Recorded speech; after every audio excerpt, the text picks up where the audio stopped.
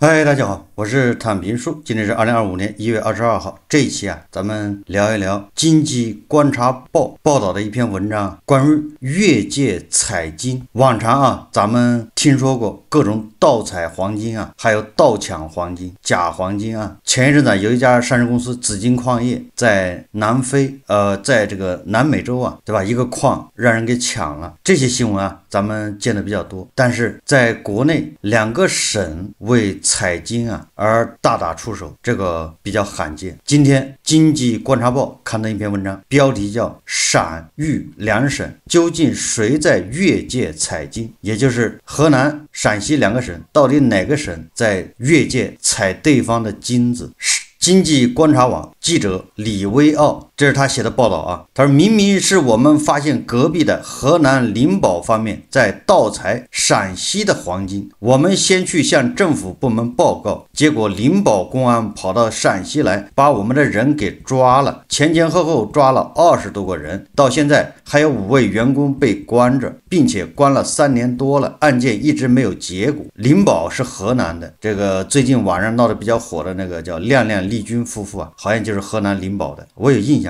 这是经济观察报报道的这个经济观察报它是国务院下属的一个报刊吧。2025年1月，陕西省潼关县新源矿业有限公司，简称潼关新源矿业大股东、实际控制人党西北颇为无奈地对经济观察网记者感慨道：“这个潼关它比较出名的就是潼关肉夹馍陕西的肉夹馍主要是潼关肉夹馍比较出名在河南一方，河南省自然资源厅向自然资源部执法局提交的报告显示，2021年8月，河南三门峡灵宝市政府接到举报称，陕西潼关新源矿业存在疑似越界开采行为。同年11月，灵宝市公安局立即调查，抓获新源矿业公司23名嫌疑人，这23人就包括党西北和他的员工们。该案经过灵宝市人民法院1审、三门峡市中级人民法院的2审、再审以及发回重审等多个司法程序。后来，河南省高级人民法院又指定郑州铁路运输法院对此案进行1审重审。2025年1月21日，郑州铁路运输法院审委会专职审委范小红对经济观察网记者表示，该案目前尚未宣判。在陕西一方，2024年1月18日，渭南市潼关县2级公安和自然资源局组成市县联合专案组，对河南一方涉嫌越界开采陕西黄金的情况展开调查，其掌握犯罪嫌疑人的人数同样也是23人。在国家层面，自然资源执法局发函给陕西省自然资源厅，要求其对河南灵宝方面是否越界开采黄金的问题及时组织查处。你说这个事情蹊跷不蹊跷？河南灵宝方面，三门峡市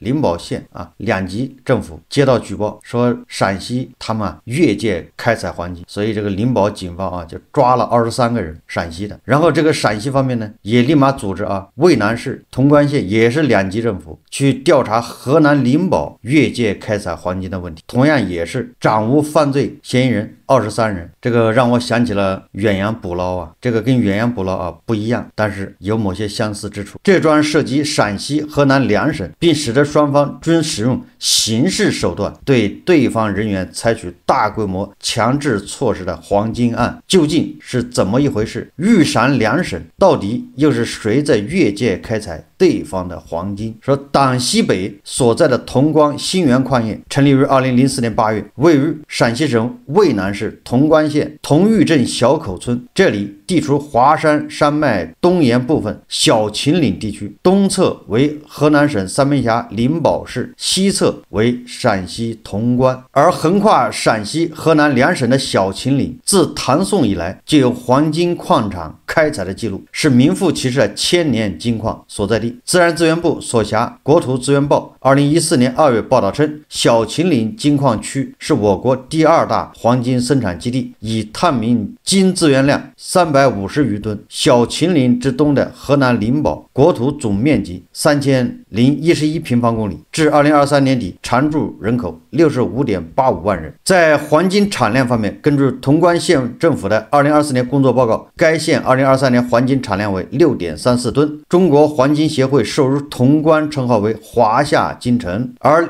中国环境协会2024年7月发布的《中国环境年鉴2024》显示，灵宝市2023年环境产量10.93吨，位居全国县级产量第3位。灵宝市被中国环境协会授予中国金城的称号，一个是中国金城，一个是华夏金城。大水冲了龙王庙啊，一家人不认识一家人呢。河南灵宝所属公司多次越界进入陕西境内开采。1974年出生的党西北为陕西潼关本地人，20世纪90年代即开始在金矿企业工作。2006年接手新源矿业公司，目前新源矿业公司股东共4方，党西北持股86%，其兄党洪亮持股9%，两家潼关县国资公司潼关县国有资产经营管理有限公司、潼关县对外贸易经济合作公司各持股2.5%。党西北向经济观察网记者介绍，至少从2017年开始，他们就发现河南灵宝方面有人在越界开采新源矿业的黄金矿石。经济观察网记者获得潼关县国土资源局出具的几份文件则显示，河南灵宝越界进入陕西境内采矿之事并非个案，在2017年至少就发生了3次，包括2017年6月15日，潼关县国土资源局与灵宝市国土资源局对河南灵宝金都矿业有限责任公司越界进入陕西界内进行采矿之事进行联合执法。总之，从2017年开始啊，灵宝方面就有很多公司啊，矿业公司越界开采潼关的金矿。2017年8月21日，潼关县国土资源局就此函告灵宝市国土资源局，请求对方对郭氏矿业越界采矿之事及时予以查处。2017年10月20日，就潼关新源矿业公司所反映河南灵宝市新茂矿业有限责任公司进入潼关县矿区范围越界开采之事，潼关县国土资源局又发函给灵宝市国土资源局，请求对方对该行为及时予以查处。2018年，潼关县国土资源局就此类事件又向灵宝市国土资源局发函，请求共同制止该违法采矿行为。2023年末，河南省自然资源厅向自然资源局部执法局提交的一份报告中也承认，2018年7月，河南省灵宝市政府组织对该市开展矿业秩序整治行动期间，发现有灵宝所属金矿2个分别标号为570、630的坑口均存在巷道工程超越采矿证范围的违法行为，其中570坑口的部分巷道进入陕西省境内。所谓的坑口指矿山和矿井的井口，也是矿工进入地下开采矿石的入口，而从坑口进去的巷道在小秦岭的诸多金矿里错综复杂，岔道繁多，而且长达数万米。这个我有发言权啊，像这些什么多金矿，我是下去考察过，你从那个坑口啊就坐那个电梯下去，非常简陋的啊，那种感觉坠入深渊的那种感觉，直接下到地下，然后进入矿井，那里面地下的坑道啊密密麻麻，岔道非常多。你说他在地下坑道挖巷道啊，一般的是挖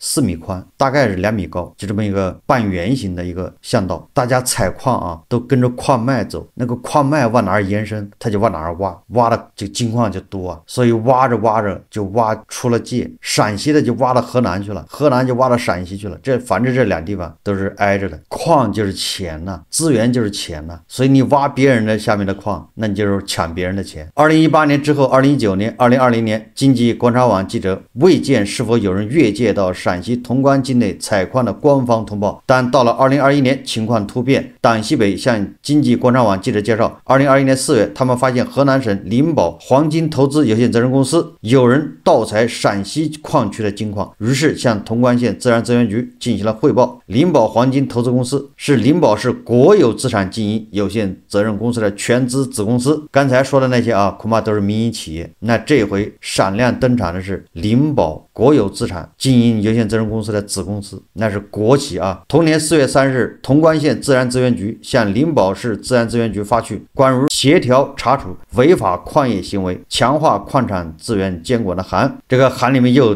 举报啊，说近期我局接到潼关县新源矿业有限责任公司反映，在生产过程中，拟氏黄金投资有限责任公司一矿区570坑口巷道如其贯通，也就是下面打那个巷道的时候，打着跟人家巷道打通了，接上了。按理来说不应该出现这种情况，说明你这个挖矿的方向已经挖到对方的这个领地，这就是越界啊，进入了陕西的矿区。现函告拟局立即制止上述违法矿业行为，消除安全隐患。潼关县自然资源局一位官员对经济广场网记者介绍，在他们发函之后，当年5月，潼关县自然资源局与灵宝市自然资源局组织了一次联合执法，对越界采矿的坑道进行了加装铁门等方式进行封堵。仅仅过了3个月左右，陕西潼关又发现河南灵宝投资公司进入陕西境内越界开采黄金，不过这一次换到了520坑口，就是在别的巷道那儿又跟别人陕西方面打通了，这就是漏了。如果你没有打通啊，大家想一想，在地下，如果你没有把通道跟别人通道打通，别人也不知道你在哪儿开采，地下谁知道呢？怎么被人发现呢？就是因为你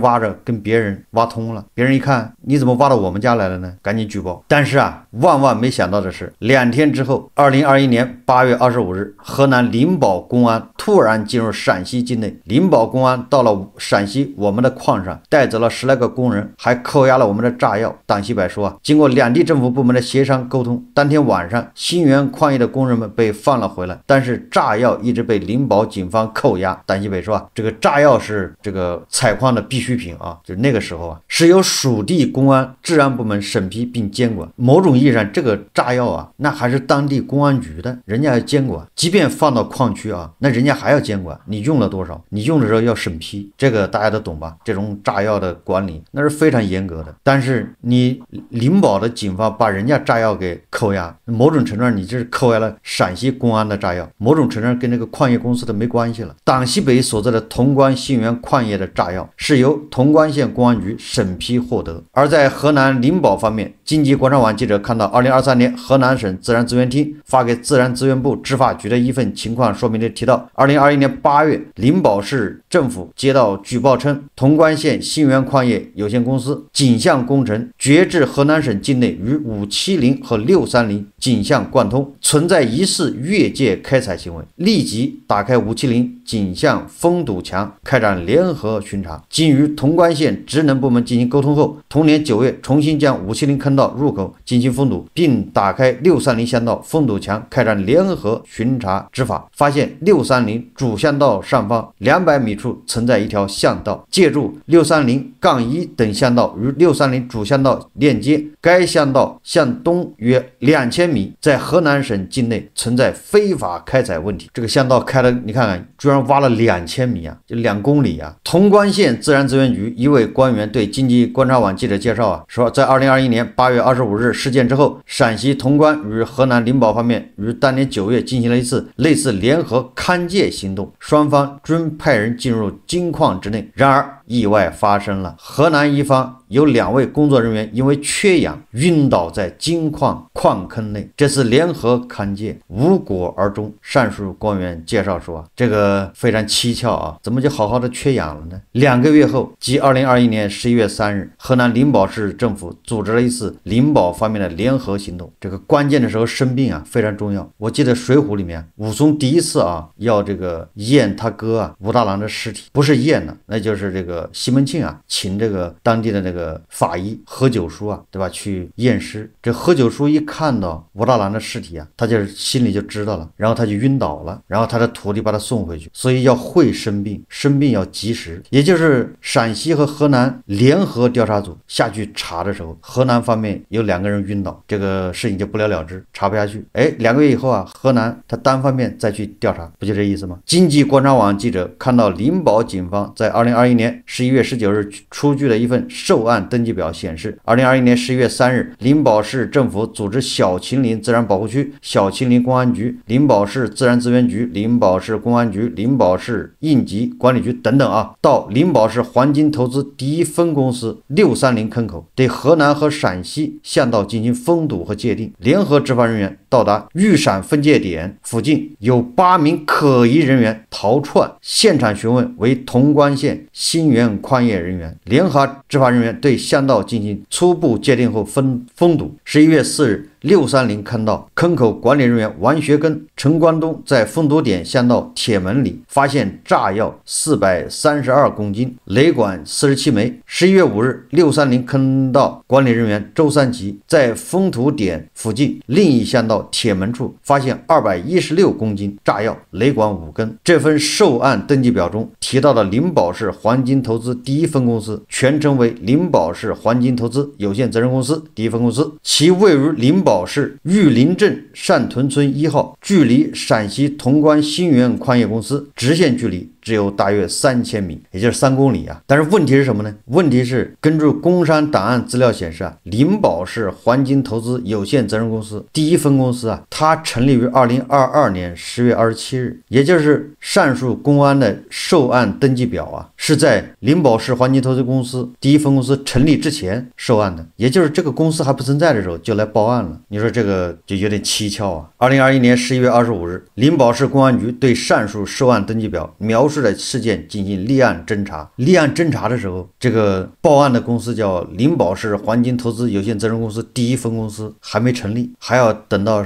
将近1年以后才成立，你这不是穿越吗？同年12月14日，陕西潼关新源矿业员工3人被河南灵宝警方羁押，次日2人被刑拘，罪由是涉嫌盗窃。进入2022年，这年的1月至3月，新源矿业的10多名员工也被灵宝警方陆续刑拘，罪由同样是涉嫌盗窃。那就是灵宝警方进入陕西潼关抓人。2022年6月9日，新源矿业实际控制人党西北亦被灵宝警方刑拘。根据事后河南省自然资源厅向自然资源部执法局提交的报告，彼时河南灵宝警方已抓获新源矿业公司23名嫌疑人。这个抓人不抓人，最终是要看事实，也就是说潼关这个新源矿业它的开采到底有没有越界到河南。如果有越界，那你在这个基础上你抓人审讯最后定罪说得过去。如果人家没有越界呢，所以关键还是看你们就是双方采矿的区域在不在双方这个辖区之内，或者是在自己的采矿证、探矿证限定的范围之内。这个灵宝市公安局对上述案件侦查终结后，灵宝市人民检察院将新源矿业11位被羁押者分为5桩案件，从2022年7月4日至2022年11月25日分别起诉。起诉罪名包括涉嫌盗窃罪、非法储存爆炸物罪。其中党西北被灵宝市人民检察院指控犯盗窃罪。检方指控2019年5月，舒茂生、张学凡签订合伙协议，随后找到党西北，商定通过党西北实际控制的陕西潼关新源矿业公司一坑口到2人原来工作过的灵宝郭氏矿业坑口等区域盗采金矿石，盗采后的金矿石也是从新源矿业公司一坑运出，然后在新源矿业公司闲场内加工成金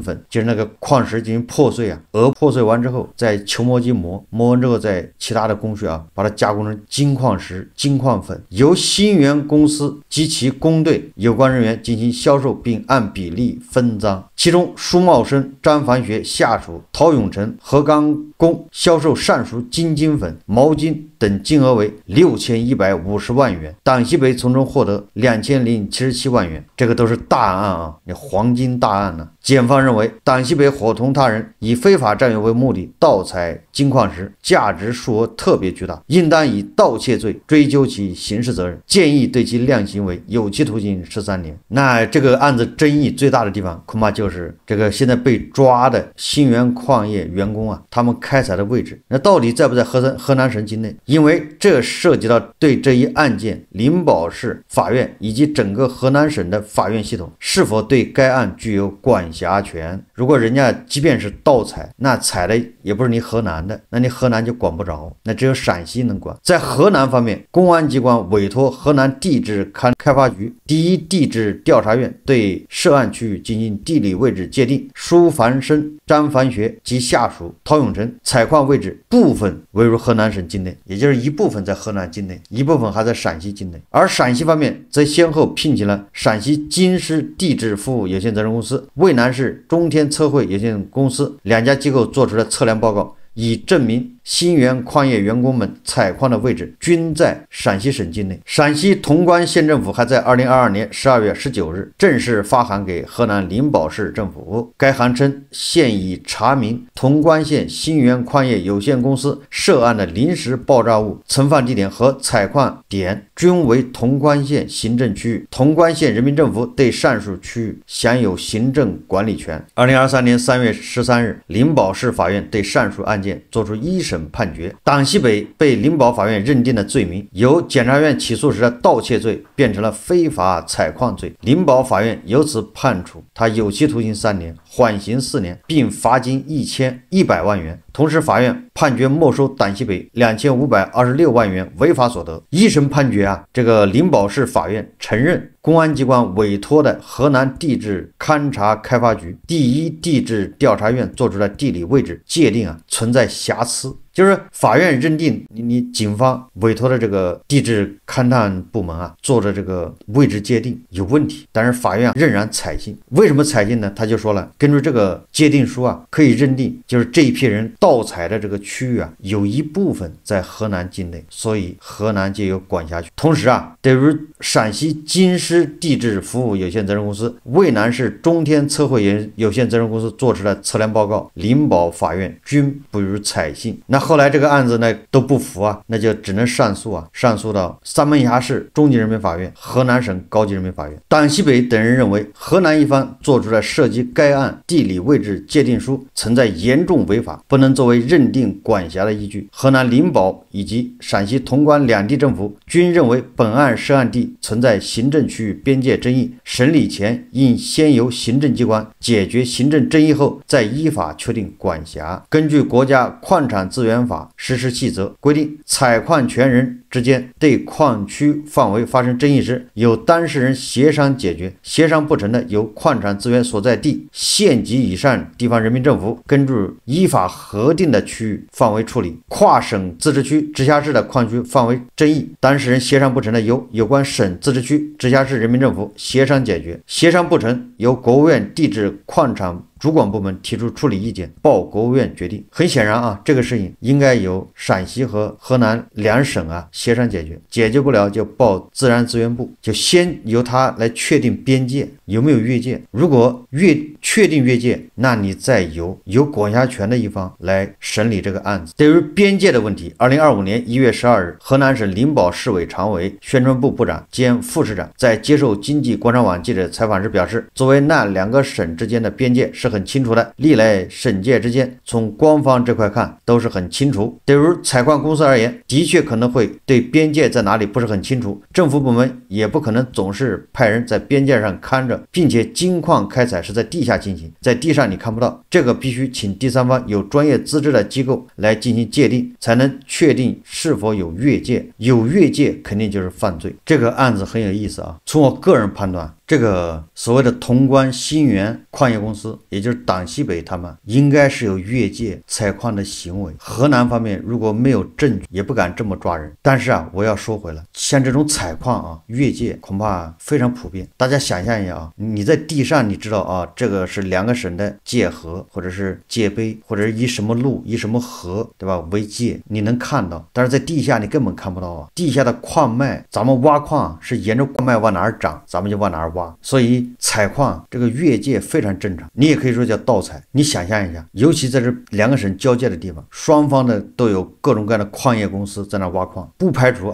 两方的矿业公司人员勾结在一起。你想我是河南这边的采矿的，我对河南这边矿区下面坑道比较了解，我在那干了10年。你在陕西那边，咱们都在地底下干活，对吧？你在那边干了20年，你对陕西那边特别熟，我们俩人一结合，然后从你那边开个小道坑道，对吧？跟我们这边什么坑道连上，然后把我们这边的矿通过你那边的坑道润出去，这不就变成一个灰色地带吗？谁搞得清呢？最后是内部人举报，因为这玩意儿人家说桌子底下交易，你这是地底下的交易这谁能查得明白？所以只能是分赃不均，有人就举报。以往两边恐怕都是民营企业，然后你报案呢，那官方也就是像模像样的去查一查，把那个打通的巷道给你堵上，因为毕竟涉及两个省协调起来比较麻烦，所以省谁也不善心，也就是去管一管，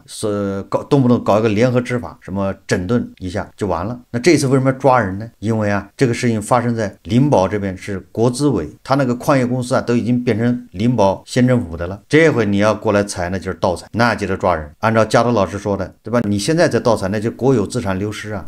你以前投的那是私人的，那爱投不投？你看这个灵宝什么黄金投资公司是灵宝国资委全资子公司啊，对吧？你投到灵宝市政府头上了，那不抓你啊？投一点也不行。那陕西这边也不示弱啊，现在开始查，我发现你河南那边正好也是23个人，也有盗采的行为，开始抓人，对吧？你抓我23个，我也抓你23个，这说明什么？本质上啊，是疫情开始以后啊，地方政府缺钱，再叠加房地产低迷，政府缺钱。你看这个事情，从2017年开始，双方就开始互有这种越界开采，但是双方都没有抓人，都是整治一下就完了，派人到地下看一看，发现这个有个巷道打通了，拿水泥钢筋给它封上就完了。为什么21年开始抓人呢？是不是口罩已经开始2年了，没有钱了，远洋捕捞都已经开始了？你说这对这种盗采国有资产的能客气吗？那黄金就是钱呐，所以啊，以前能忍，现在不能忍了。一，政府缺钱；二，这是政府的资产，不是私人的，那就抓、判刑、罚款、没收非法所得。你看这几千万。这个舒茂生、张凡学这2个人，按照这个咱们网络说法或者影视作品的说法，这2人是河南那边矿业公司的内鬼，他跑到陕西这边跟党西北合作，那就成了带路党，在地下带路啊，对吧？你怎么能挖到河南那边越界开采啊？河南方面能吃这亏吗？所以说来说去啊，都是利益之争，都是因为政府缺钱。好，这期节目我们就聊到这里，感谢大家收看。如果喜欢我的节目，欢迎订阅转发，也可以在下方留言评论，谢谢大家。